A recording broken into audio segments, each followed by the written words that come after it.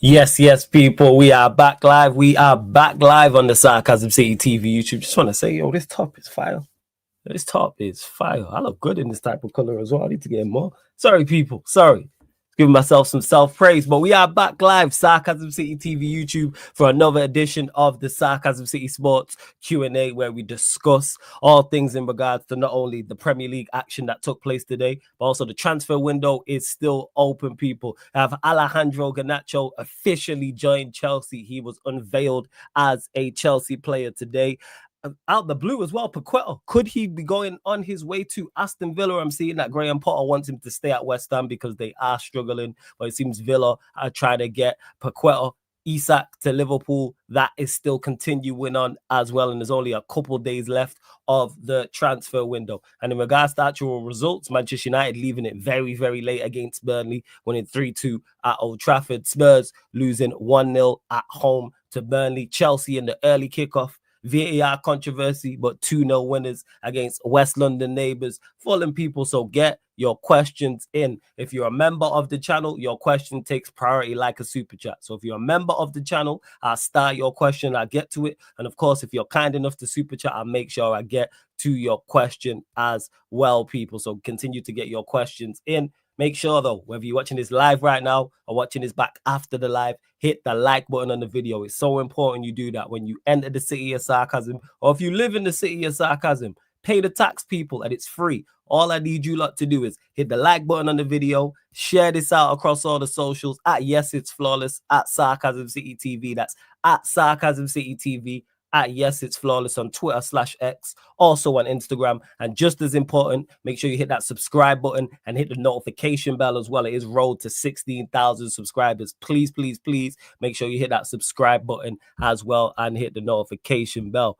Let's see what you lot are saying in the chat. Big up to Warrior J. He's been kind enough to drop a lot of news in the chat as well. Big up my guy Vikran every single time. Big up nephew. Shouts to the lovely Lauren in the chat as well. Chinlu, I see you. S. Madison as well. Big up to you also. Fats is also in the building. I know he's absolutely ecstatic about Chelsea's latest edition. What are you telling me, Fats? You good? Yeah. Nah. What's up, man? You just signed. Someone added me on Twitter and said, man, you took our star boy, man. So your thoughts on Alejandro Garnacho officially joining Chelsea? You said he's joining the best team in the world. We are world champions, and he's looking forward to being there. At the end of the day, this is a fresh start. Look, okay. What happened in the past stays in the past. Cool. You're in your club, and I'm not expecting much from him. Just go out there and perform. All right, first. Even though my prediction says I think he'll get 12 GNA. Okay. You getting a Garnacho Chelsea shirt? Absolutely not. Well, all right, first. What number is he gonna get? I'm not clue actually. Maybe number 19. Cool. I was just asking out of interest. Yeah. Not the number 10 from Mikhailo Mudryk. Hey, no, not really. Number 10 is Palmer. Oh yeah, Palmer is the 10. Yeah, he took the number from. Yeah, he took the number from 19. Mudryk. You know, Mason Mount used to have that number. So that's all right, man. But hey, a pleasure doing business with you, man. Absolute pleasure doing business with you. Enjoy having Garnacho at your team. Flawless, what's your honest thoughts on the Fulham VAR decision? Though, thought they got absolutely rocked. Agreed. I think the goal should have stood. I don't think it's a foul in the slightest. I was at the West Stand today, so I give my ticket to James's pub. We got CFC Gem. If anyone knows who Gem is, just follow on Twitter.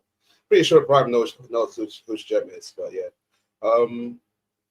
I sat at the West Stand, and then the first decision, the one that cancelled out the Muniz goal, I looked at him the way that he looked at the screen, and I was like, "Oh, sorry." He gave that mouth kind of like mouthpiece. Like, "Oh, sorry." Like he was talking to the VAR soccer part that he making a mistake. Who? The referee. Okay, now you made it clear. Yeah, he made a mistake. He didn't. Okay. Apparently, he didn't saw the foul on Chalobah. I don't think it was a foul. That's what you're talking about. I don't think it was a foul. Do you think it was a foul on Chalobah? I just think that's to come together. I don't think that's a foul.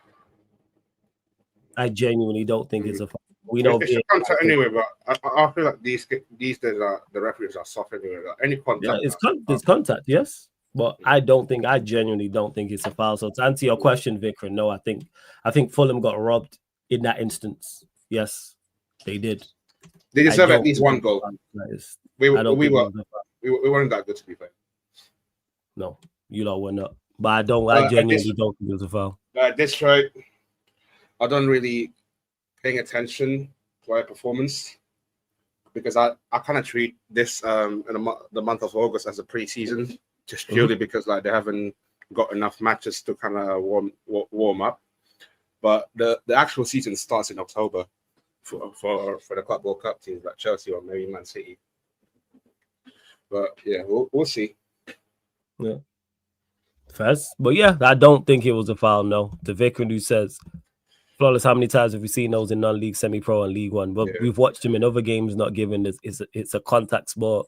There's comings together, but Fulham still have to react better, defend the corner better. To be honest, if they would have defended the first corner better, because Leno should come and get that, then they don't concede the second, and then they probably don't concede the goal.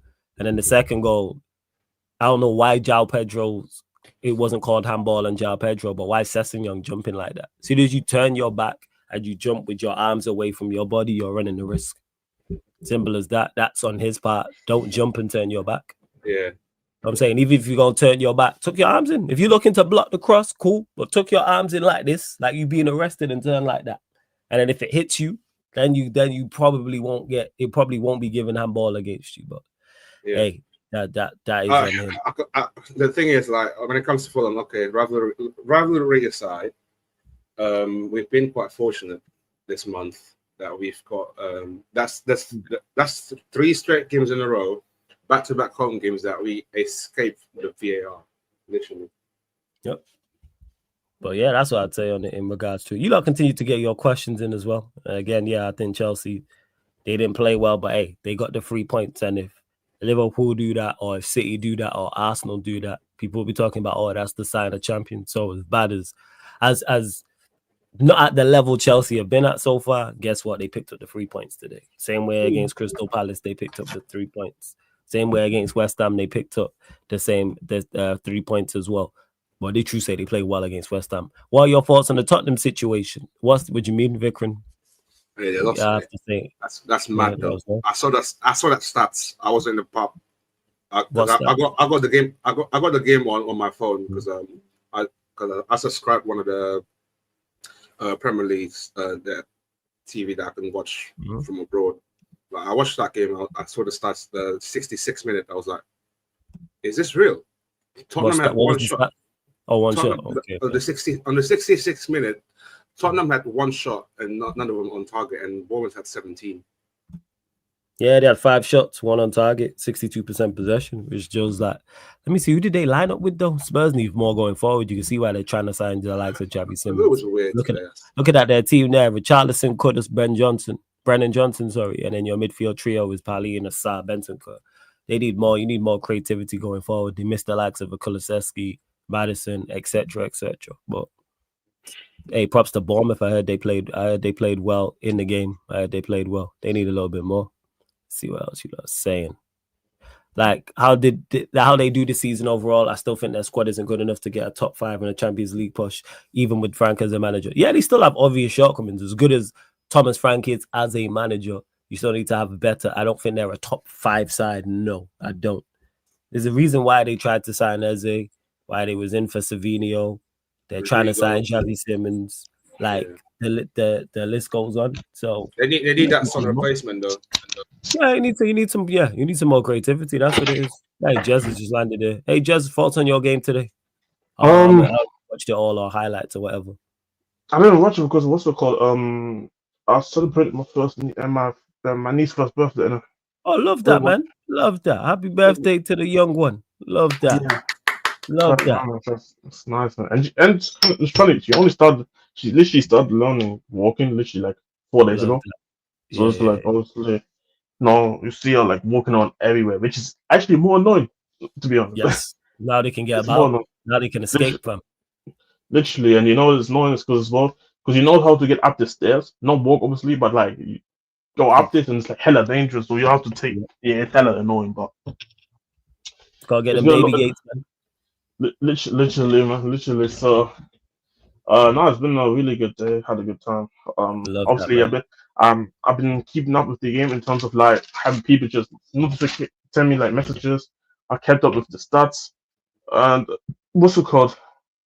Now you can't even say there was highlights. If there was a highlight, it was the Bournemouth highlight because we only had like 4 shots or something. That was it. Yeah, And you I think had 6 shots, one on target. 6 shots. Yeah, I thought we had like 4. Yeah. And yeah, and the on target came in like the 70th minute, so kind of tells you. But I saw bits of things and I researched things, and um, signing Simmons is nice, very nice actually, Mhm. because like you just said, creativity is a massive thing that is missing in the team, and like also kudos. I said this already. As of right now, it's very easy to play Tottenham right now. It's shut down kudos. Don't make sure the supply line doesn't come to him, and then you can stop Tottenham as of right now. So I feel like Simmons is for me it was so important to get him in, and we're still trying to sign a left winger, maybe a 10, and maybe W goes out there in the left wing. So you kind of fix certain things like that in terms of no, you have to you have to guard multiple options now. It can't be just one more option that you have to get. Once we can get the left winger hopefully, and by tomorrow or Monday. But I've been talking about this the whole time. My biggest issue is the midfield.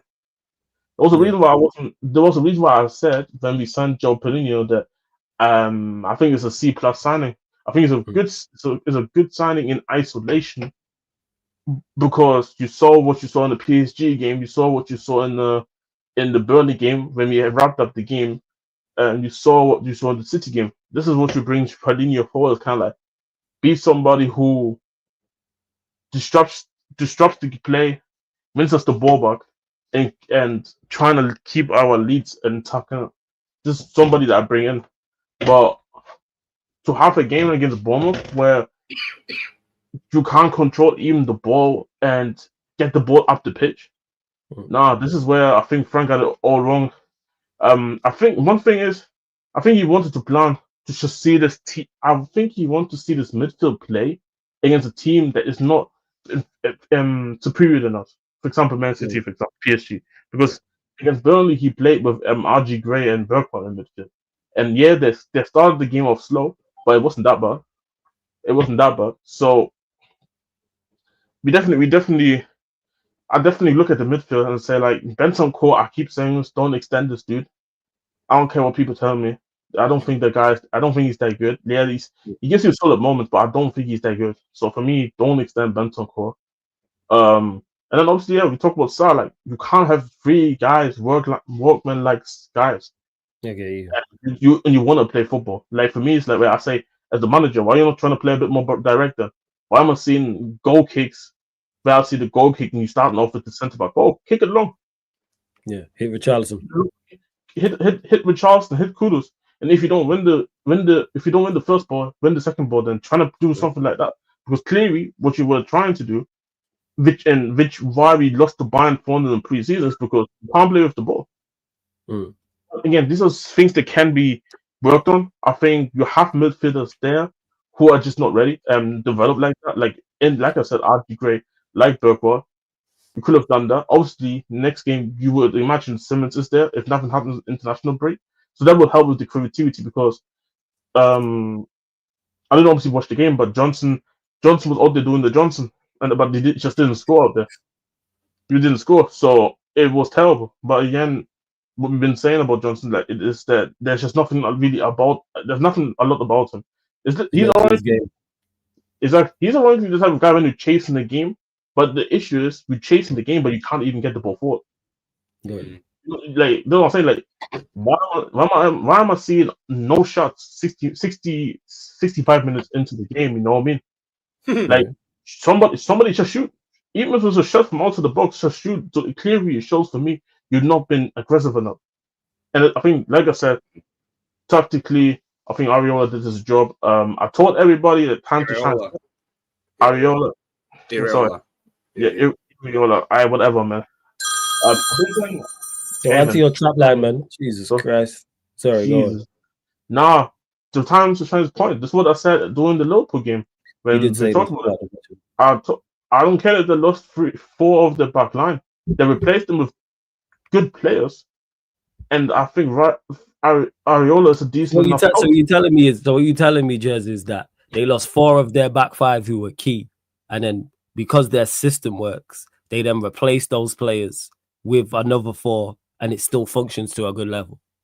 Yes, that's 100%. Again, You would have thought that system can work despite despite it being 4 of a new back 5, that it works to an extent. Because we watched them give Liverpool a game. We watched it. Well, sorry, go on. No, even the next game, they played a completely different type of team. Even though they won 1-0, they still put in a really good performance. I even tweeted before the game. Before the game, I literally tweeted, I think we're dropping points today. And it wasn't just because I felt like it. It's because they had legitimate reasons. Because I saw the lineup, I saw their lineup, I saw what Bournemouth been playing this season, and I thought, I don't think our team matches up with that type of Bournemouth team in terms of the way they want to play and the way our midfield is constructed. And the way Johnson just is like. So yeah, bad performance. We should have lost by more, to be honest. It shouldn't have been 1-0. So at least the one good thing is you defended well. And even the goal that you conceded was a deflected goal, so you can say it was unlucky. But overall, the performance, just the lack of aggressiveness, I would say. So again, I didn't watch the game. This is all literally for the little pieces that I was gathering in. And yeah, on to the next. You have like 2 days to address 2 signings. They're saying they want to get another attacker and they want to get another defender in. So go and do that, and then yeah, the normal transfer talk finally. No, first, I hear that. We got Victor in the cut as well. What are you saying, Victor? You good? Yeah, I'm good. What's everyone saying? It's been a minute. It's been a minute. It's been a strong minute, and you finally got the Garnacho signing over the line. Talk to me, man. Thoughts? Bro, shut up, man. What the hell? Why are you telling me shut up, yo? This is why you evil. This is why you evil. Why am I evil? Victor is a Chelsea fan. You've just made a new signing. Same way when you lot signed João Pedro, I asked him. Same way when you lot signed Dalap. Same way when you lot, I asked you lot about all your signings. So I can ask you about Mr. Alejandro Garnacho. What do you want from me? What do you want? I want your opinion on the signing. That's what I want. That's what I said. So I say it again, Victor, your thoughts on your football club signing Alejandro Garnacho for £40 million with a 10% sell-on clause? The worst signing ever made by club history. I've seen worse, man. In your club history, you think it's the worst signing in your club history? 40 million. Ali for selling United get money. I've seen worse. Who's actually, now, tell us who's actually worse. Khalid Boularus. Surely it's Modric. No, Boularus. No, Modric. But at least Modric, when they signed them, even though they spent ridiculous money. Exactly. Khalid Boularus. Just have a look on it. Was it Boularus? Yeah, no. Fato, you don't get it. Fato, you don't get it. We're saying it's already a bad signing and he hasn't played a game. Boularus, Ben Haim. It's crazy. No, we're talking about Fato, are you listening? We're talking about signing. I don't think that's what we're saying. Yeah, we're talking about not what happened after. We're talking about as you signed him. Exactly. That's what I'm saying. Modric.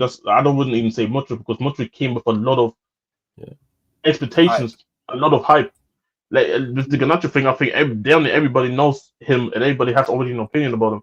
I've had Chelsea fans tell me, it was in Lewis's chat and others' chat, and say that everyone's bad at Manchester United. He's going to turn it around. Watch what happens when he cooks. Look at what happened when someone else did it. I was like, all right, cool. If they feel that way, come and take some Tottenham players, man. Tottenham's a bad environment. Come on. I told them, man. Yeah, we'll take Xavi Simons.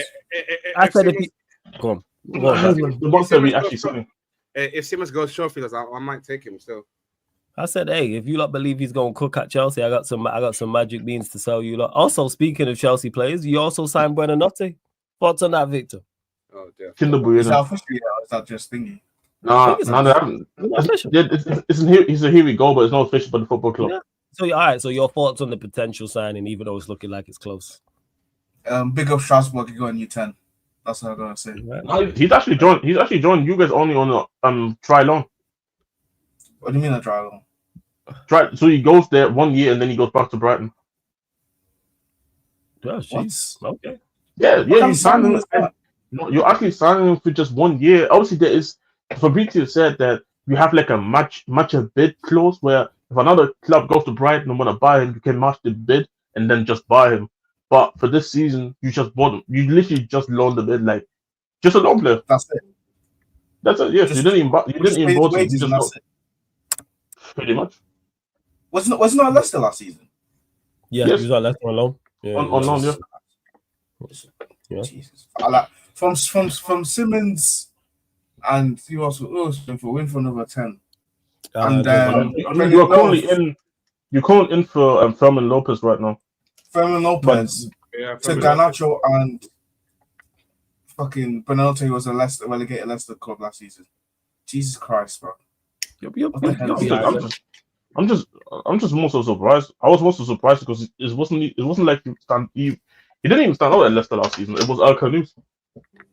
Even the 15-year-old there like that they have from the academy, Jeremy Munger, which by the way, shout out to the kid. I think he's not the youngest championship scorer as well. Like I think 16 years old or some stuff. So he's actually hooping for them right now at Leicester. So somebody to look out for. But now Big up my he didn't even.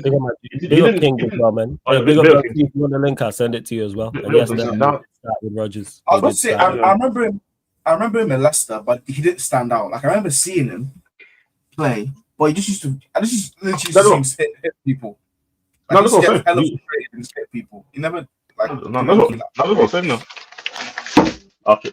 So That's what I'm saying. us signing him don't make no sense. That's it's not worse than Garnacho, but it's not great. Like the Garnacho one annoys me. We paid 40 million for him, and United still get money even if you sell him. When we sell him, You know that nice 10%. So make sure you flipping for some What big the money, hell? man.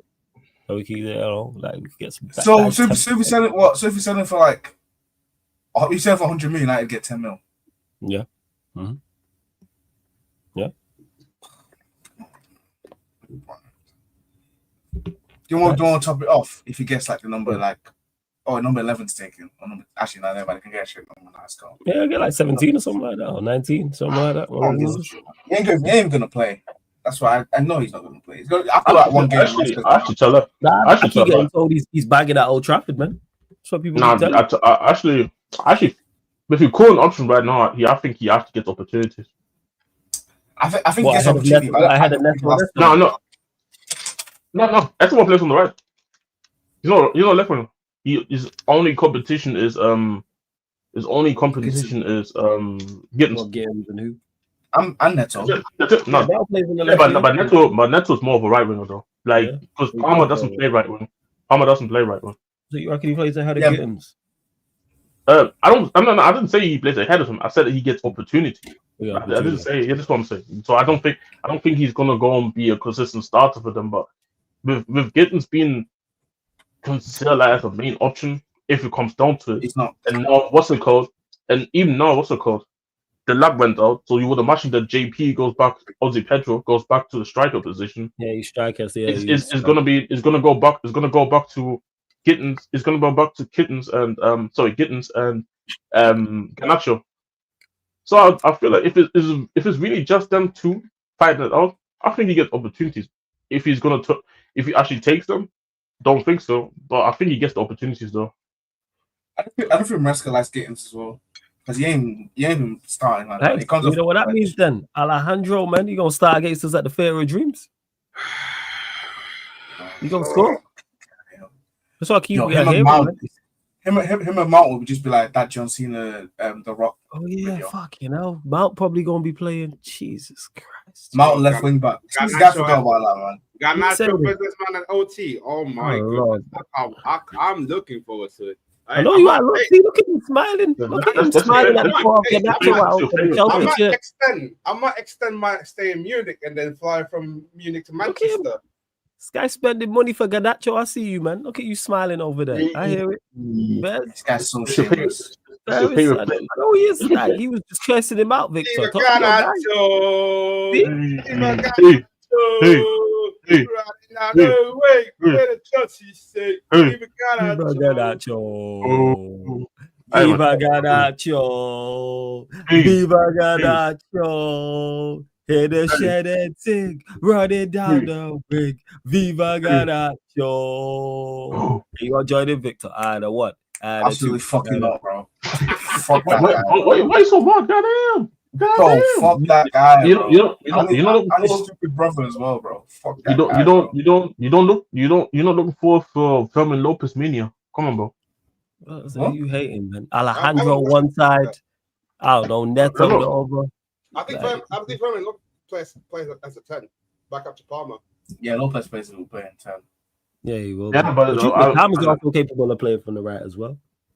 But I don't know what it is. I don't think. The thing is, I know, but I don't.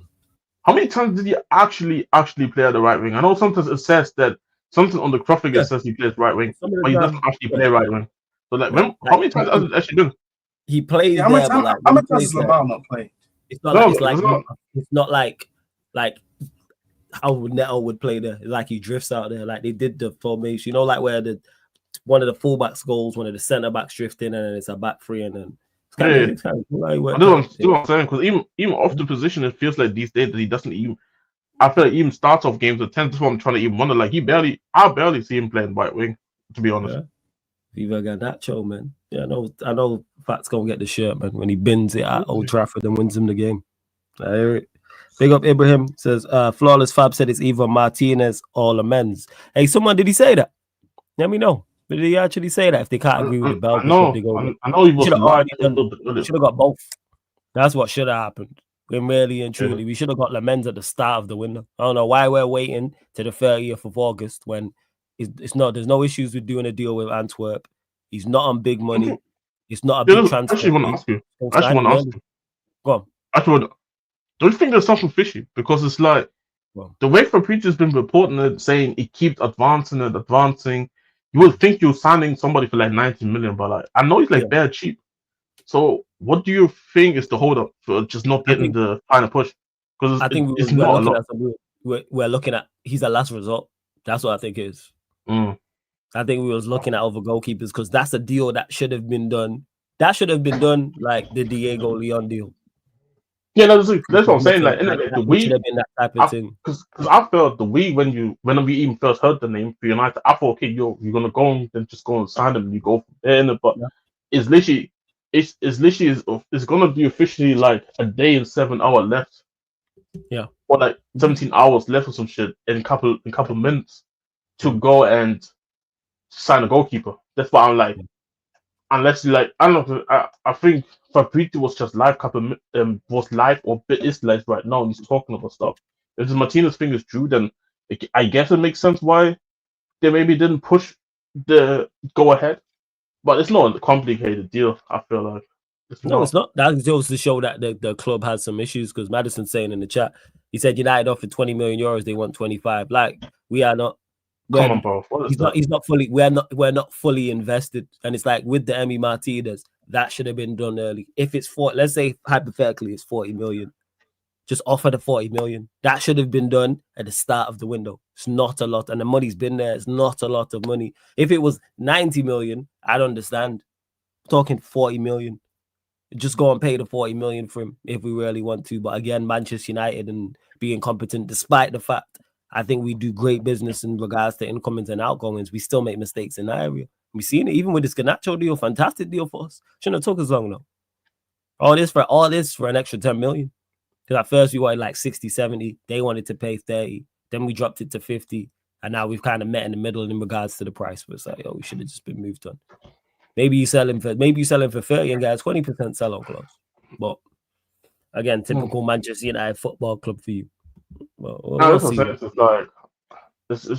want to weigh it in because even with the Martinez thing, I feel like if you really was invested into really wanting the goalkeeper, I think you would have paid by now. Like I don't think at this stage of the window you're even in a position to negotiate. For like for example, we went to Leipzig and just paid. It wasn't like we just tried to negotiate. Can we go and get the similar deal done for like 3 million more or something? No, we just paid the money straight up and then off you go. And that's what it is. That's why I feel like even if the mindset is we're trying to negotiate to the last minute, well, you don't really have that much time because you still said that you still want to go inside the midfielder, and this midfielder thing has gone hella quiet now too. And that's where the issue lies. Is these things should have been addressed, like the goalkeeper, because it was like we was all in with Onana. He got injured. Reports came out. Now the season started, and Onana's the number 2 goalkeeper. So buying there was your plan for the number 1. Or was that just a knee-jerk reaction? Because Onana's been fit to play.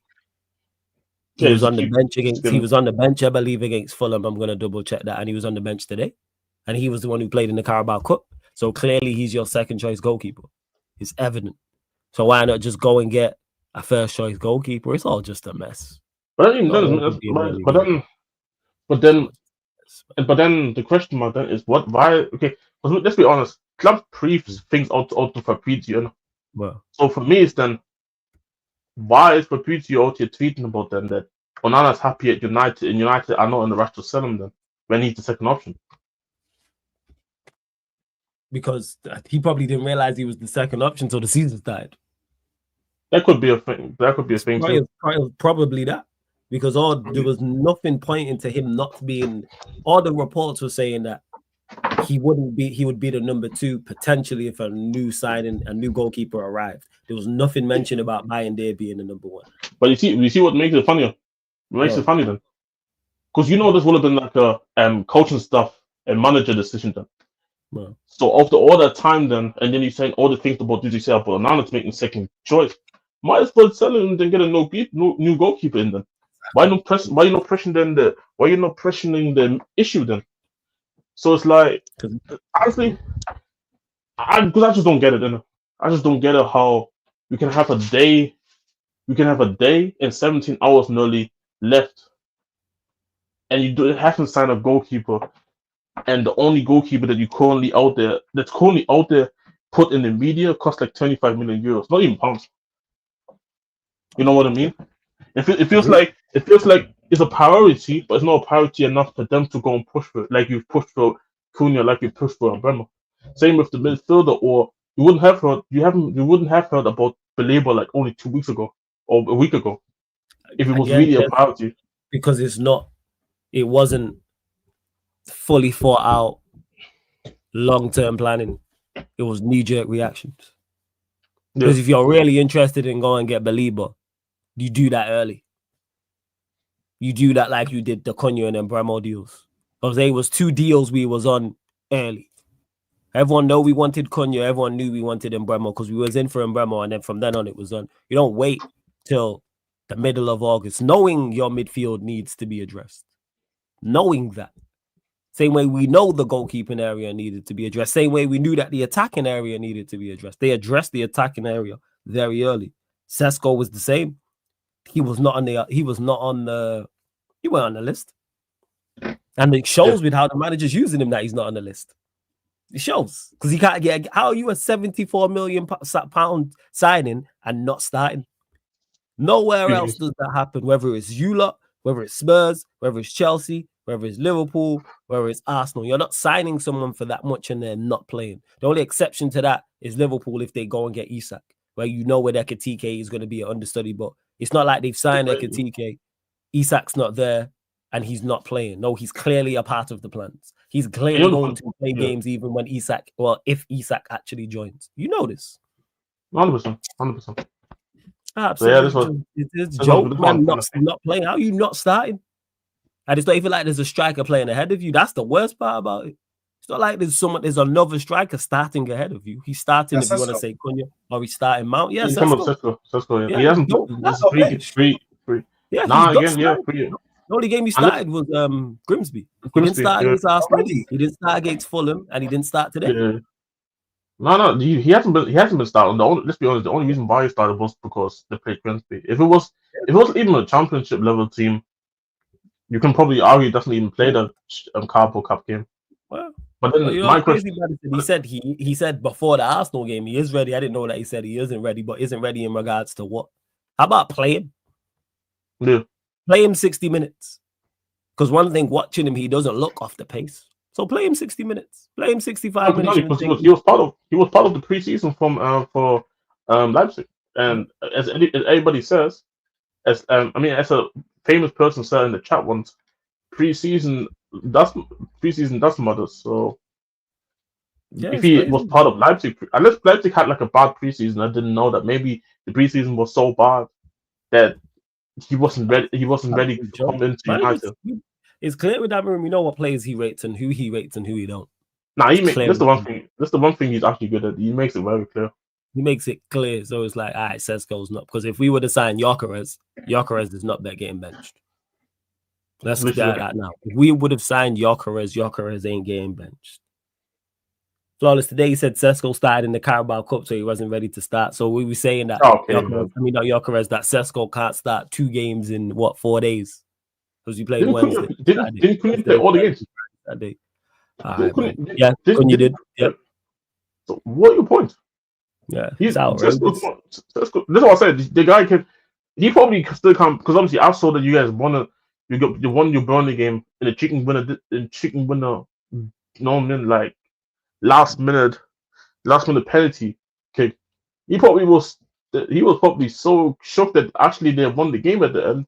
He probably just came up with a lie at the start. He still couldn't believe that you won the. Today he said he played 90 in midweek, had cramps and didn't want to risk cramps, play him. I can't lie, for 70 million, bro. I ain't trying to hear that, bro. And the thing is, that Cesco didn't say I don't want to play. Highly unlikely. Cesco said nah. You're not even gonna come to the bench. You don't come to the bench if you don't want to. If you're talking about Huntsman and you don't want to start. And he actually looked. He did decent when he got on. He looked decent. Not spectacular. Like he had a couple of headers, one he should have done better with, but he got a leap. But whatever, man. Idiot guy. All right, man. Let's move off United anyway. Let's see what's going on. Liverpool submit official bid to sign Mark Guehi from Crystal Palace. Proposal worth 35 million flat. No add-ons. Crystal Palace yet to respond as work continues on reinforcements. 25-year-old English centre-back open to Liverpool move if clubs can find agreement. And that's from The Athletic at David Ornstein. Yeah, Paul Joyce also confirmed it as well. And on the Isak news, I did mention that there as well. Let's get to it. Oh, shit, did I even start it? No, I didn't. Shout out to Lauren who put it earlier in the chat. 1 second. Let me scroll up and see this because it's squeaky bum time with this deal. Because some are saying it's done, others are saying it's not. We going to find out. Don't worry about that. So this is from Fabrizio Romano. Contacts took place today between Liverpool and Newcastle. There is optimism from Liverpool for the Isak deal. Liverpool are still confident. Yeah, like I said, I maintain my stance. I don't think this deal gets done. I don't think it's anything to do with Newcastle signing replacement. I've never thought that. It's all about Liverpool and Newcastle having a difference of opinion in the valuation of the player. That's my thoughts on it, and I've maintained that stance. Because if there was the case of just Newcastle signing a replacement, there wouldn't have been all this noise from Isak. I had Liverpool fans complaining, and there wouldn't have been just all of this whole circus surrounding it if it was that simple. If people genuinely believed that's all it was, everyone would have just chilled out and wait. So it would have been free Isak. They're holding him hostage, and Isak leaving the country and training at Sociedad and kicking up a fuss. If Newcastle had told Liverpool or told Isak, we just waiting to sign a replacement and then we gonna sell you. I never thought it was that. I just never thought it was that. Ever. I maintain that stance. Go on. Big up Beijing Pops in the chat. Yeah. I wanna come from a different perspective here on the low. Let me go first and foremost with Gay, because I think it's something that's underrated. I think it's an underrated talk because Isak is literally taking all the main moves. But I think it's a super important signing for Liverpool as well, because I feel like me personally, if everybody knows, I think Gay is mad underrated, and which is funny. You're just still 25. And there's hella youngster. But anyways, despite all that, I feel like they need somebody like Gay where they can feel comfortable about the fact that, yo, you see how Konate has started the season? Somebody can come in and play. Virgil, yeah, we know Virgil is Virgil, but you don't want Virgil to play every single game either, even against some of the lesser teams in the Premier League, for example. So obviously you want to keep your main two centre backs on a consistent level playing, but even at times where you felt like, you know what, let's go and rotate because there's also important midweek games coming up since Champions League's coming after the international break. So I feel like it's important for them to get this Gay thing done, and I feel like a lot of Liverpool fans know that, but I feel like it goes under the radar just in the football world because people love to talk about City's defensive struggles when I'm seeing Liverpool's defensive struggles, and they damn near look the same or even worse at times. And it's not even that they give up so many chances. It's not that. It's more so the fact that when they concede chances, it'd be the most boneheaded chance that they're giving away. And it's too easy for the opposition, in my opinion, to go and score when they go. Like when I look at the goals that they conceded this season, it's too easy. I feel like at times, you know what I mean. So I feel like gay thing is important. But yeah, back to Instagram real quick. Hmm. Do you let's say because I'm in agreement. I think they need to pay 150 in it. But let's say Liverpool bid 130. You 130 and maybe like plus 10 and add-ons or some shit like that. You think it's because Liverpool has some encouragement about if they go in for a second bid, it's an encouragement from Newcastle's board saying that we will accept that then. Because that's basically. I think 130 plus 10 would probably get it done. Yes. Yeah, because this is what we basically did when it came to Jimmins is that we only, but it's other way around. But we only bid the money to Leipzig because we got the encouragement from the player that he will come to the football club then. So I'm thinking, what if Liverpool does something similar where they only bid the next bid? Let's say Fabrizio said they're bidding, but they know that bid will get accepted even if it's less than the 150. So that's why I'm asking. That's why I'm asking the question. Yeah, pounds, pops. We're talking pounds, not euros. Pounds. Yeah, I think 130 plus 10 gets it done. That's what I'm still confused about. What was all the noise surrounding it? If it was, that's what doesn't make no sense to me. If it was as simple as Newcastle side a replacement, and then he goes, just wait for Newcastle to sign a replacement, which they was always going to get one. It might even be someone 6, 7, 8. It might even further down the list. It might be 14th, 15th choice, but they was always going to sign a striker. I agree with you, Pops. I don't think you lot are paying 150 million. No, I just think that's the price that they want. Again, no one said that. That's just my opinion on the matter. That's the figure I think. I keep stating this. I think if Liverpool would have slapped down 150, they accept the bid.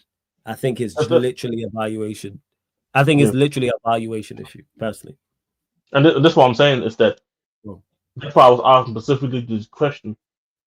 If Liverpool end up actually putting the actual bid in, do they bid because they know it's 100% going to get accepted as well, even though it's under the money that we actually think. Like I'm thinking Liverpool have to pay 150 as well. But what if it's under 150 but they still bid? Is it because Newcastle gives them the encouragement that we will accept it this time around because we did our stuff? Yeah, I think so. With all the noise, they're like, do you really want to keep him after all this? Because it's gonna, even though I think they would integrate him back into the team. I think so too. They would. It's a tough ask because fans are, even though fans are fickle, and I include myself in that because all we really care about when it comes to it is players performing for the club. Yes.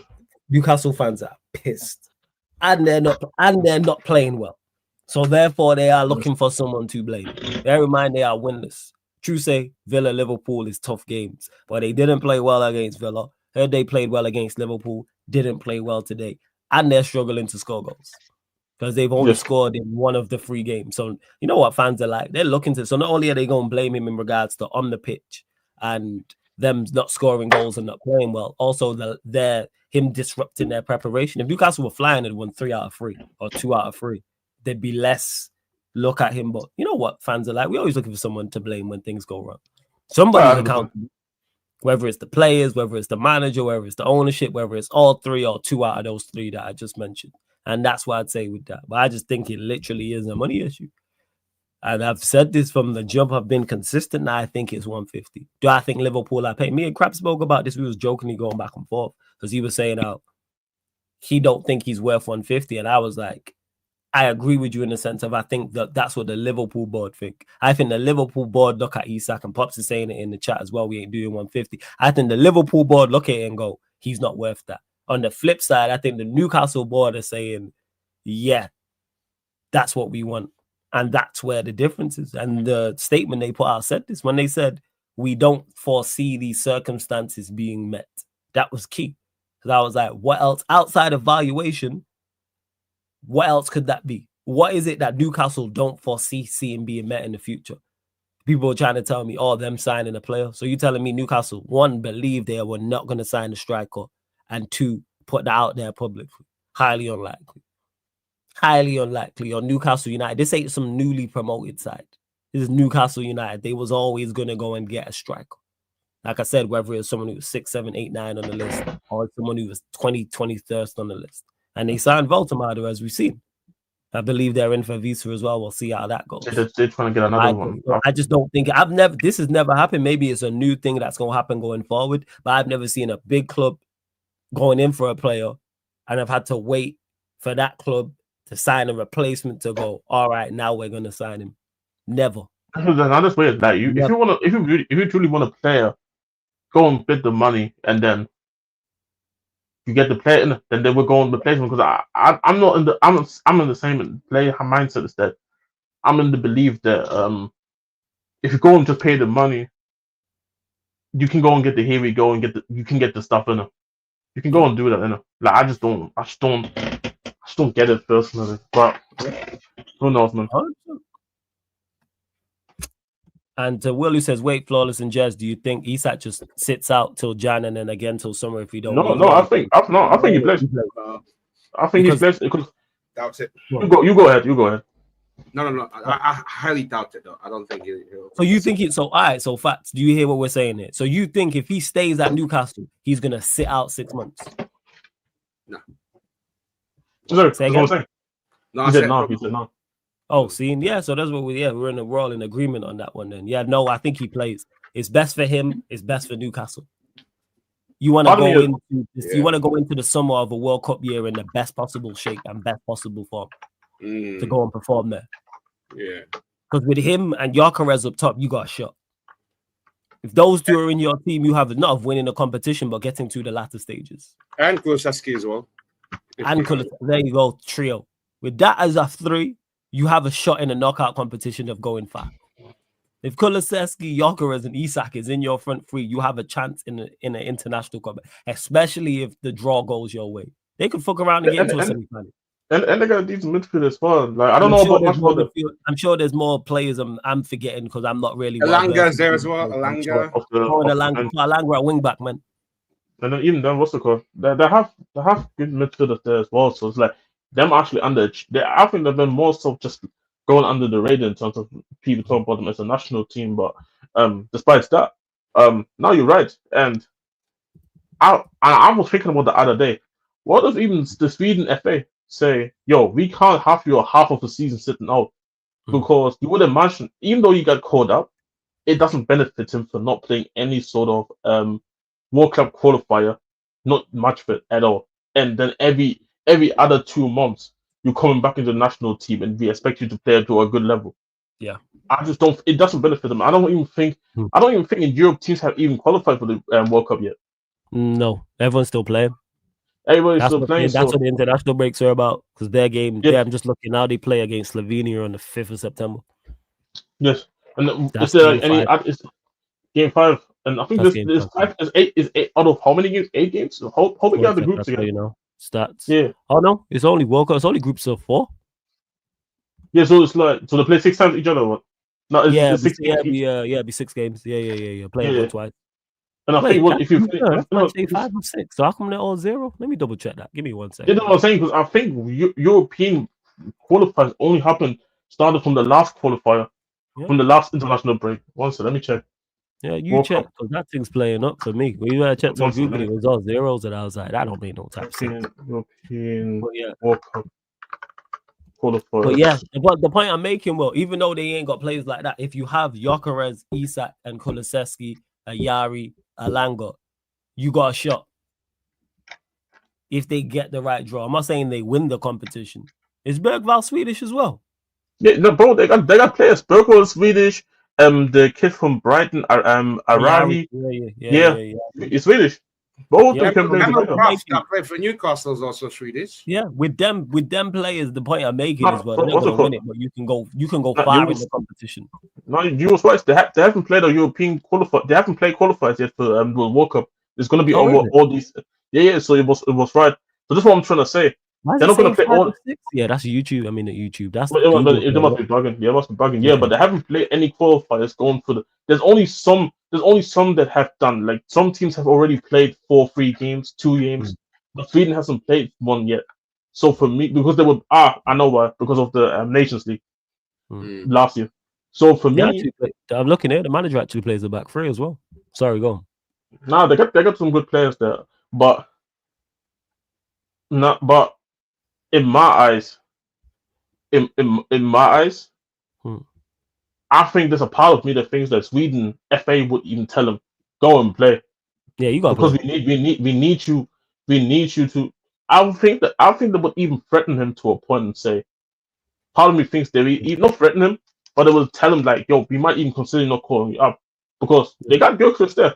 They don't really need you like that, in my opinion. There's Obviously, another it's option. amazing. He's not the be all and end all type of thing. Yeah, like you go them with another. You just go for somebody else as a backup and go with Gilchrist. Unless Gilchrist gets injured, then it changes the whole perspective. But you're not the be all end all, like you said. That's why I say it benefit. It just doesn't benefit him at all. And on top of that, it don't benefit Newcastle because not only are they playing to try and get in Europe next season, they're also in Europe as well. And the coach is 100%. backed him. Props to the coach, man. I would back him too. If I was the coach, I'd be like, hey, don't worry, you gonna play. Like, because the coach knows he's gonna be important to what they do. And like I said, if you get them two together, adding in Kulusevski, adding in Bergvall, adding in Ayari. I don't know if Lindelof plays if he's found another club yet. Adding in Alanga, you have enough talent there, like I keep stating, to reach a quarterfinal. They got And 4 when you games a left. quarterfinal, you don't know. You don't 4 know. games left. 4 games left to qualify. If they finish top of the group, then they qualify automatically. Well, we'll qualify. Do you think they'll qualify? What are you saying, Fats? Yeah, of course they qualify. Yeah. the guy. I mean, with your history of predictions, sometimes. Yeah, facts. You still got Ireland qualifying this year. Nah. All right. So yeah, we'll see how it plays out. But it's now the 31st of August, so we got a day, and we got like a day and a half, people. You know what I'm saying? We got a day and a half. You know what I'm saying that. You know, Ryan says Ornstein and Fabrizio both think. Did they say that, or did they say what did they say, Ryan? I mean, he literally said the word think. He said think. If they say think, it will happen. And keyword is think. Just because you think something happens doesn't mean it happens. Like for Peter, it's been happening the whole of this window. He said to Chelsea fans, Simmons is down to Chelsea 85%. Here we go, meter. Yeah, I want to get paid. He said 85. He said it's down 85%. What's the Isak? Here we go, meter to Liverpool. I don't know. I haven't seen it. I haven't seen anything. What's the percentage? Like I said, I don't think it gets done. And hey, Newcastle, you must. That's all. Even earlier about the PAQUETA thing. 2 hours ago, he tweeted about how understand Villa are closing in for PAQUETA. Obviously, the package, and says here we go, expected soon. And then an hour later, he says more on Lucas PAQUETA. Aston Villa bid 47 million total package, and no green light from to proceed from West Ham at this point, as West Ham still hope to keep PAQUETA. So why are you saying here we go expected when West Ham don't even want to necessarily sell him? And even there's other reports coming out saying how apparently they're trying to close the deal. They're not to close the deal. I mean, West Ham are trying to cut the line with Villa and say, no, you ain't leaving. But obviously, it can still get resolved. It can still get resolved. But West Ham probably ain't got a replacement for him. That's what they're saying. Nah, you ain't going. That's what I'm saying. For Preachy, why are you saying here we go expected soon when we don't even know from West Ham's perspective? That's what I'm saying. That's what I'm saying. All this, I think, can always change in the matter of seconds. That's what I'm saying. We gonna find out. And speaking of PAQUETA, actually, before we carry on, 39 likes. Let's get up to 50 likes. Hit the subscribe button as well. Hit the notification bell too. Yeah, man. Fair enough. Hey, Ryan, fair enough. Be confident. I hear you, man. I just don't think it will happen, but we'll see. I've been adamant about it. Come on. But Fabrizio, this summer has been full of stinkers from Fabrizio. I've seen people on his case. It's sad to see, man. I like Fabrizio Romano, man. I think he gets. No, my issue is with him. For me, the bigger issue is the mass reporting of the same news. Of course, you're trying to keep people updated and stuff like that. But let's be honest, I feel like everybody that's of a certain age and understands how the football media thing works, I feel like everybody knows that when you tweet certain things out, it's because you're getting briefed by the football club and you're trying to put it out there. And when you're telling Chelsea fans that every time Simmons only wants Chelsea, he only wants Chelsea, he only wants Chelsea, he rejects buying the Man City, he's waiting for Chelsea, and then 2 weeks later, you talking about you seen Simmons at the Tottenham Stadium with the jersey getting it unveiled. So of course people are going to be on your case when you're telling Chelsea fans the whole time he's waiting for Chelsea, and it's going to happen when you say 85%. So this is one, and this is the problem that I have with Fabrizio. We don't mind if you want to update us multiple times, but don't do that literally every 2 days. Even the Garnacho thing. Even this Garnacho thing, he kept sparing it to the end. Garnacho thing, he absolutely battered that news. He did. That's what I'm saying. So I think this is why people are annoyed at him. That's why I think this summer, I think Austin has been I would call him silent assassin. Like, he keeping it low key. Yeah, because you know when Ornstein tweets something, like he tweets this normally, it's not really updates. He'll just tweet like actual news, like what's going on, or this deal's happened, or this deal's happening, or this deal's fell through. Deep it, bro. Deep it. I think a couple of days ago, he tweeted about how apparently Tottenham made an offer to buy Leverkusen to try to get Capia in. And then obviously a couple of hours later, he tweets about how Arsenal then came in all of a sudden and made an offer. But then reliable people came up saying that Tottenham never actually bid for Capia because he made it already clear that he ain't really trying to come to us because Arsenal's interested in him as well and he's waiting for Arsenal. And even then, Ornstein reported saying how Arsenal chasing, how Arsenal is chasing down Capia. And the funniest part about it is Ornstein never reported about Tottenham also being in the race and trying to go and put a bid in. So Fabrizio is tweeting about Tottenham, and then he's tweeting about Capia and Arsenal. For me, it makes me believe you trying to put us into this thing where you just saw what happened with the Essa thing. You getting hella interruption of the we did it again. We did a blind on them and shit like that. And then all the reports coming out later who also reliable saying Tottenham was never in for him. So this is what I'm saying. This is why people are on Fabrizio, and I think it's rightfully so. He's been having holders, and he's trying to. For me, he's more of an influencer these days than a reporter. He's not a reporter, but it feels like you're an influencer, bro. And ain't nobody trying. I ain't trying to see you. I don't want to see you influencing me like the OF girl sends her link every other pic. You know when the OF girl posts a pic of herself and underneath the comment, the first comment that you see is her OF link. Cool. We ain't trying to see that. We want to see your pic, like, and we keep it stepping, bro. We ain't trying to see no OF link. We ain't trying to subscribe. Well, just like the picture. Here you go. Just like the picture, bro. To the Sims, they want to subscribe, but then put the link in the fucking bio. I'm saying, bro. Knows when it says wish list and stuff. Wish list, and I'm on some list, bro. Yeah, let the Sims do that, but don't force us this OF shit everywhere on your page. Like fucking hell.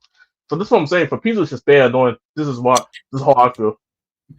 Fair enough. And speaking of, we mentioned it just earlier. Actually, before I do that, hey, shout out my G Rants for the raid as well, people. Every single time we got Rants. I know he was watching the Misfits card.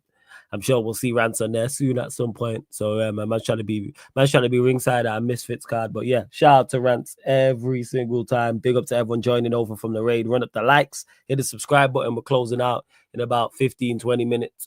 And the Yardman show will be popping up after this, people. But yes, please make sure you hit the like button, subscribe if you joined over from the raid. Or if you was already here, then hit the like button, people. If you don't do a Ryan and not actually hit the like button, Ryan, you joke, man. Hit the like button. Big up Joel as well. Big up Eddie also. Said the same thing happened with Stephen A. Smith. He used to break news. Now he just makes up news for clicks. It's crazy, man.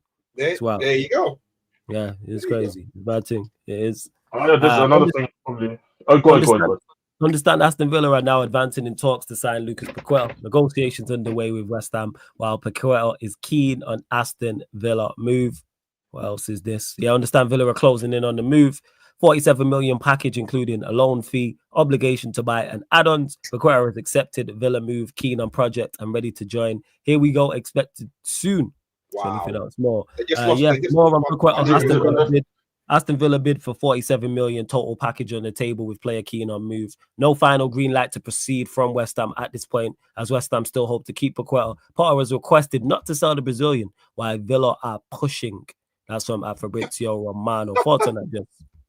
This is what I was just talking about. So you just told us about here we go is expected, but then Potter's requesting to West Ham don't sell him. West Ham still thinking about not selling him. So why are you saying that it's expected? If I'm expecting something, it's going to happen 100%. There's only certain things that have to be processed and shit like that.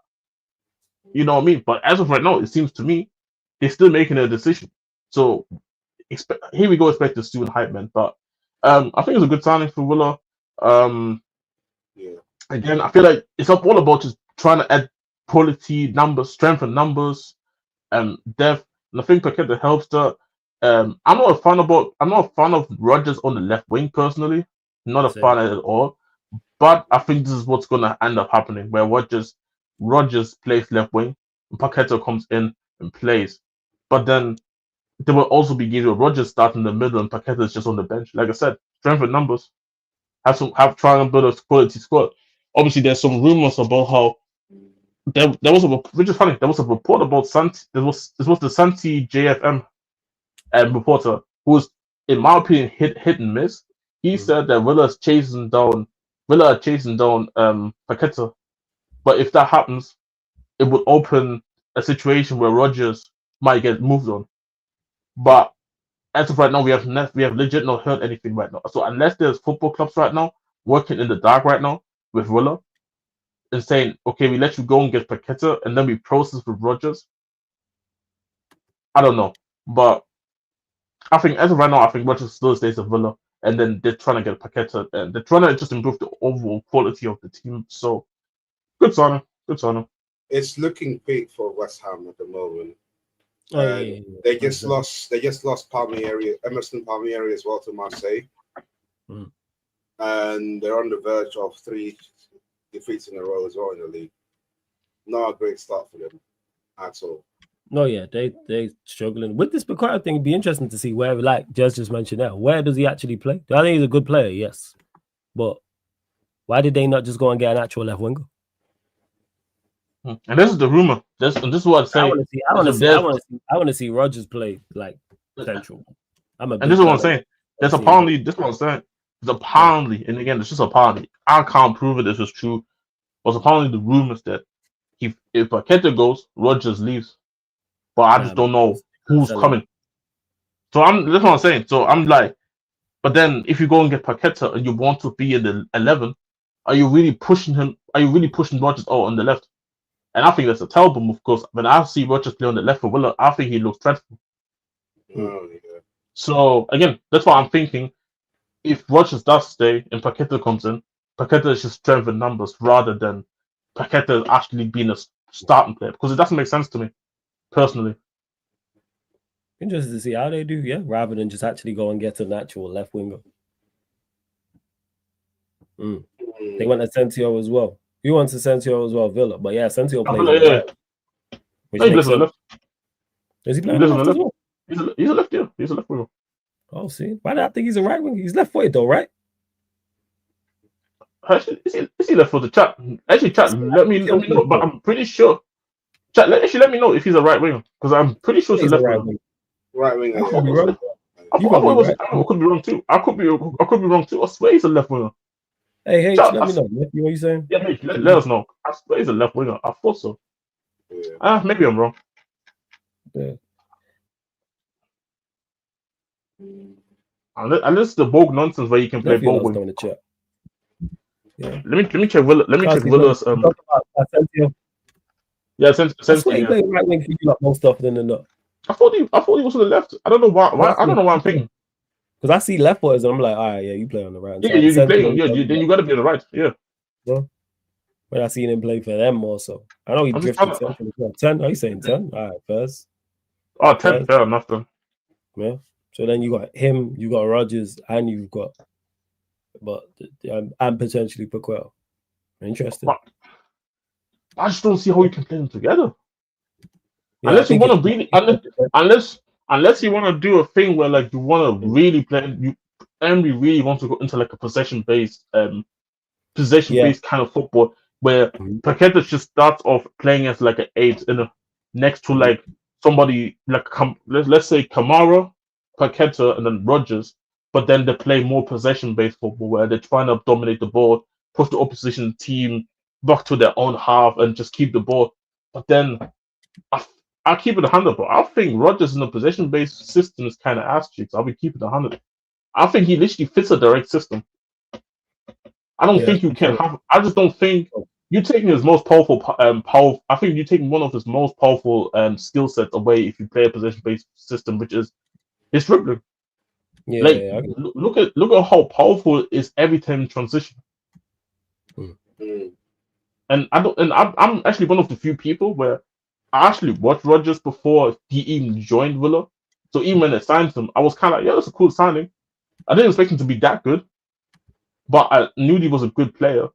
But one thing I believe is I don't think, and he can still improve because he's young, but I don't think he's that good in the final third.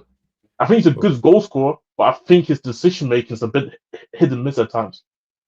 That's why I'm saying trying to play a possession-based football and you take some of his best abilities away, which is his dribbling in transitioning from defense to offense and playing a very direct style of football, I think it's more of a net positive to him, unless you want to throw him out on the left wing, which is stupid.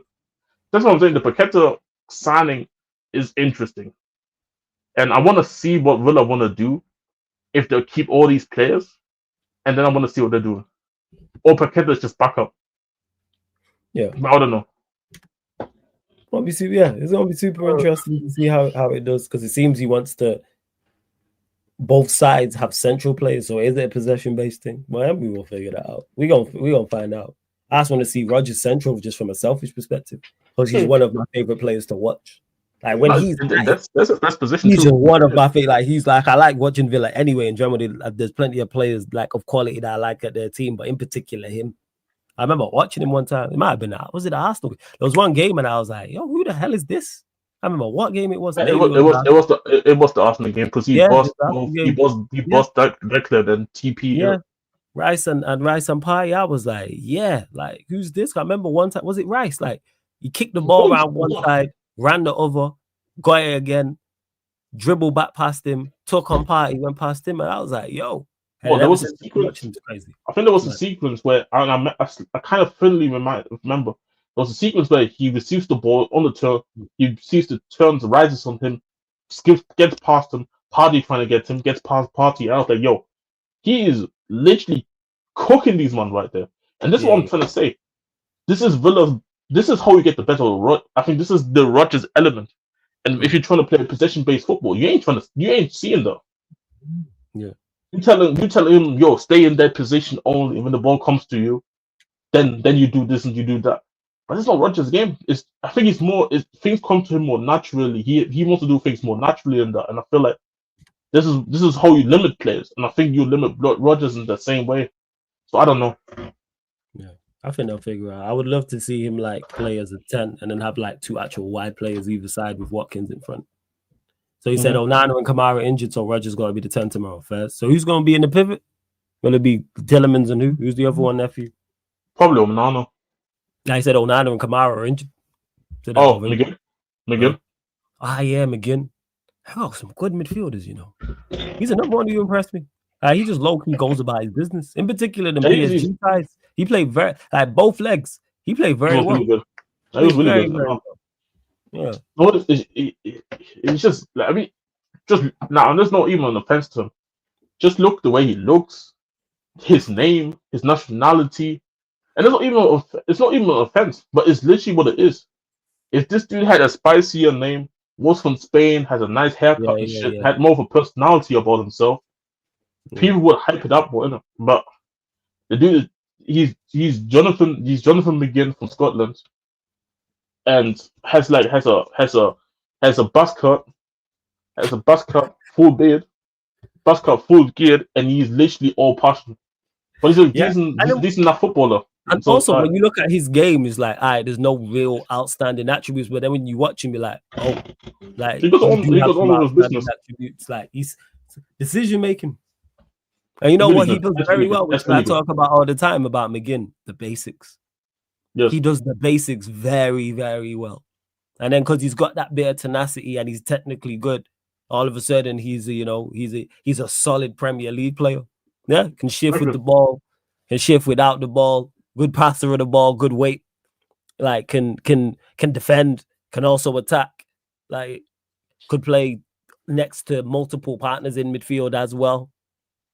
So yeah, you gotta give him his props. Like I say, PSG played well over those 2 legs. He did. He impressed me. No. Stand out. He was really good. He was really good. Yeah, he stood out. But like you said, when you see his name and see him, it's like, right, you ain't really the fastest, the strongest, the quickest. Bro, like look at all the kids. Look at all the kids who they go. Wherever football club you support in the Premier League, for example, like the average kid on Twitter has probably a Morgan Rogers, a Kamara, Ollie Watkins, Avi. Ain't nobody has to jump again, Avi.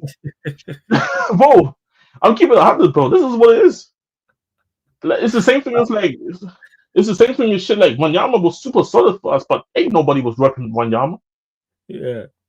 I'd like that. You said guy's been there 6-7 years and evolves every year. Exactly. So that's why it is like it goes to show you don't need everything to be a footballer to perform at a good level. And like I said, he just does the basics. Oh, it's very similar actually. Speaking of Scottish players, Darren Fletcher, exactly like that. Didn't have the physical attributes that McGinn has, but he did that. You know what I'm saying, got up and down, could attack, could defend, covered every blade of grass. Technically underrated, but because he's called Darren Fletcher and has the quiff hair, it's not fancy. We also played right mid for United at times that people don't know. That's how technically good he was. I actually played right mid, but hey, we move people. Let's see what else you lot say. Yeah, Warrior J, drop it in the chat. Yeah, McGinn is a throwback to old school Scott who came over from England back in the day. Does the business, man. You gotta give him props. 100%. Let's see what else you lot are saying. We are closing out shortly. With Simmons joining Spurs, could this be a really entertaining season with the quality at big sides? Yeah, it seemed like everybody made drastic steps to attempt to improve. Nobody stood still. Even if you want me as a United fan, I want my club to do more. They still made big steps to improve, even though we need more. Same way Spurs did, same way Chelsea did, Arsenal did, Liverpool did, City did. The entire Big Six just went, yeah, fuck this.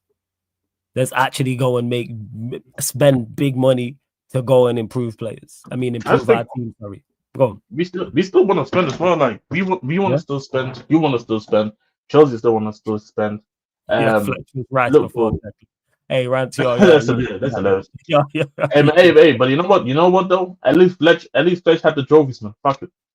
One thing, like I say, man, people forget that, man had a little Cruyff turn on him as well, Darren Fletcher, you know. Like, man had a Cruyff, man played right, like he literally played right mid, like right wing and stuff like that. But the right midfielder, yeah. Yeah, right midfielder, yeah, right midfielder could cross, and it wasn't just a right midfielder to stop the fullback. Like he could cross the ball type of thing, yeah. But people just look at him and go, "Oh, he's just a run up and down type guy." But yeah, go on, fam, go on. Everybody's betting in, and I think this is the funny part. Like, I feel like it could, like, let's say Spurs still go and get that left winger in, and United actually go and sell. Not sell. What I'm saying, sell. Go and get rid of Amron. The season can actually be really like crazy, innit? At least for the from the Big Six perspective. Yeah. Because I think everybody else around, they had obviously the issues with the PSR thing, so they couldn't go and spend. But let's keep it 100, man. Like, you want to see the bigger teams in the league on top with the other teams as well, playing well or playing at a respectable level. Spurs and Man United last season wasn't even, you can't even say it was even average. It was beyond hell. And then you had the previous seasons where Chelsea was on some bullshit, Man United was on some bullshit, and on goes onwards, isn't it? So to see all the big teams trying to spend like crazy to improve the teams, it's possible. It's possible. So yeah. Like that's what it is. So yeah, Andy, do I see it being more entertaining? Yes, because everybody's under pressure. Whether it's not, and not necessarily, obviously, everyone's not under pressure to win the league. Everyone's under the pressure to do better. So So even Liverpool are at the top. Not only are they under pressure to go and win the league, they're also under pressure to go win the Champions League. City are under pressure to do both. Chelsea are under much pressure to do both. Arsenal are under pressure. And then even though United and Spurs had awful seasons, Spurs are now expected to do better with Thomas Frank and adding in Kudus, adding in Paulina, adding in Javi Simmons. Manchester United, we're always under pressure because we're Manchester United. But his manager is in regards to everyone's looking at it. So I just talks about him losing his job already. You've added Embremo, you've added Cunha, you've added Cesco, talks of a goalkeeper potentially still, talks of a midfielder. So it's like everyone in the big six is like, hey, you know what? We got, hey, fuck all this, like having another bad season, because everyone will look and go, all right, we should have done more. Even Liverpool won the league. They'll look at that Champions League game and go, if we would have done more, maybe we would have got past PSG. And if we get past PSG, they probably win the competition. Yeah. Probably that. So that's how they'll look at it. But yeah, man. Before you close up, go.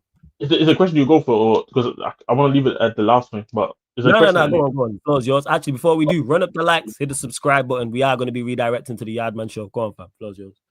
Oh, I have to talk about it. I have to talk about this because there's two things I have to talk about. So all the people that were saying Spurs are finishing 5th, 4th, potentially. You know what? I'm actually very glad because I was thinking about literally earlier, and I wanted to speak about doing the Spurs section, but I forgot. I'm actually glad that we didn't win today because remember how previous managers, I think Ange, Conte, Nuno, I think all of the we actually start over season 3 wins. No, 3 games, 3 wins. I actually like, and I saw it on the timeline today. A lot of people came back from Earth again, back from the sky again, or Cloud 9 and shit like that. Kind of getting a reality check of where the team is at. Yeah, not getting carried away type shit. Not get kind of carried away, and I'm kind of glad that the team was getting it. Kind of humbling, even though Simmons was watching. He probably thinking to himself, "Shit, not even a single shot I'm going on the first target." Hey, buddy, get to know, bro, about this team. You as is needed, bro. Pause. But yeah, I'm glad that we got the kind of reality check, like saying how there's weaknesses in this team, and I'm hoping, and how this team is not perfect. Let's keep it 100. This team is not perfect. This team is not going to go from 17th to 5th, people. I don't know where this coming. I know new season hype, silly season and all that. But I don't know where. I'm starting to question people's football knowledge, bro. When you guys had this, I'm sorry, bro, but it's like, I'm sorry, I just didn't get it because it's like, bro, 5th. We finished 17th, and the team didn't change that much. Technically, we got worse. Kulusevski is out for half of the season. Madison is out for the season, and Sam left the football club. So you can argue we got worse. We technically still worse because we don't have a left winger. We don't know how Javi is going to do in this league. So we technically still worse. So yeah, this is what I'm trying to say. I don't no disrespect, sorry, chat. Anybody who had Spurs finishing 5th, 6th, respectfully, I'm questioning what your thought process was. But yeah, I'm glad that we had. Like, I even said this shit. Even if Spurs don't finish Europe, it will be more down to the foul of our quality at the end of the day, and I'm fine with that because it's the reality. The team is not perfect, but we're doing good business though, which I am happy about. But the second thing I wanted to say, I think Ten Hag is gonna get sacked before this year. Were they that bad? Steve said they were that bad. Broski, in the first game, I told him literally yesterday. I told him yesterday, bro, I wouldn't be surprised if they sack him. There was a report yesterday saying how even though he got just appointed this summer, there's still a possibility that he can get sacked early because if he doesn't pick it up, bro, they made an investment, bro. They signed some really good players. There's an expectation for them to actually do well this season. And Broski, you chew to Werder Bremen with 10 men. Oh shit, Werder Bremen had 10 men. I didn't know that shit. Yeah, they went down to 10. They went down to 10 men. I saw them up like 1-0. Okay, cool. Early goals and shit like that. Bro, they equalized like 90 plus 4, and they're playing a back 3 system, which is hella ironic. But bro, and even with the 10 man and I don't even like doing this XG thing, but it's the indication of where the game is going. XG is down there the same but you were up 10 man for at least the last half an hour of the game, bro. What were you doing this whole game, bro? You can't cope. I think at one point, I think they were up 3-1. They were up 3. They were up 3-1, and they drew the game 3-3, and they went down to 10 man, and they were. It was 3-2. Not tell like it was 3-1 when they went down the man the Premier, and they brought it back 2 goals. Not 1 goal, 2 goals. But bro, I think Ten Hag is done before the season. I keep in the 100, bro, because Leipzig made some really big investments, some really talented players. They can't have a bad season, in my opinion. They can't. Nah, they definitely can't. It is. Yes, Javon, I'm wrapping up the show, man. Yes, fam, I'm wrapping up the show. Jez was just finishing, man. Yeah, I had to bring up this. I had to bring it up because I know you United fans. I know they want to know about your beloved old manager that you guys said should have stayed, but because it's ridiculous. Bro, I'm looking at this team and saying, yo, Liverpool. There should not be a reason why they're not 3 for 3 points right now. No, I mean 6 for 6 points right now. I think there's only been 2 Bundesliga matches. Because the first week was DVB Pokal. Bro, they're looking like shit. They look awful. Hey, see, this is someone who's German who watches the Bundesliga, but this is the manager shit what he kept. And on that bombshell, yo, make sure you run up the likes, hit the subscribe button, hit the notification bell as well. We're redirecting straight to the Yardman show, which has just gone live. I'm gonna big up everybody. Yeah, big up every time. The Final Whistle podcast, Javon's over there, people. So we're gonna head over to the Yardman show right now as we speak. Again, big up to everyone supporting, big up all the members, all the regulars, all the new people. Shout out to Rants for the Raid as well every single time, but the content is not stopping. We're going to discuss more Premier League things as well, people. So big up, man. Love to everyone that's locked in, man. You are absolute real ones all of the time. So hit the like button, subscribe on the way out of here, and then hit the like button on the Yardman show. Get your questions in as well. But this has been the Sarcasm City Sports Q&A live on the Sarcasm City TV YouTube. Thank you very much for tuning in. I literally see you lot in a couple minutes. I'm just making sure I've set up this redirect as well, to be honest. Let me just double check. Yes, I have. So, all right. Big up. Salute.